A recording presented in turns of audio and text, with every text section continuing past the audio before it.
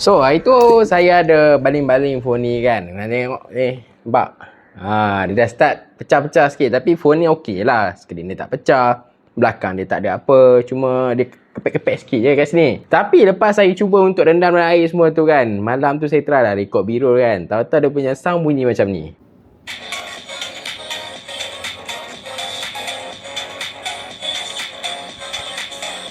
Tapi tak apa, nasib baik hari ni saya test sekali lagi. Saya dengar dia punya audio, nampak gaya dia dah fix. Saya rasa kemungkinan disebabkan dia punya air tu tak kering lagi. Sebab saya cuba untuk onkan speaker cleaner ni malam semalam tau. Banyak kali jugalah saya cuba kan. Tapi malangnya dia tak settle juga. Apa function lah speaker cleaner ni? Mungkin untuk habuk je kot. Tapi at least dia dah settle lah sekarang kan. Saya nak cuba buka sikit audio.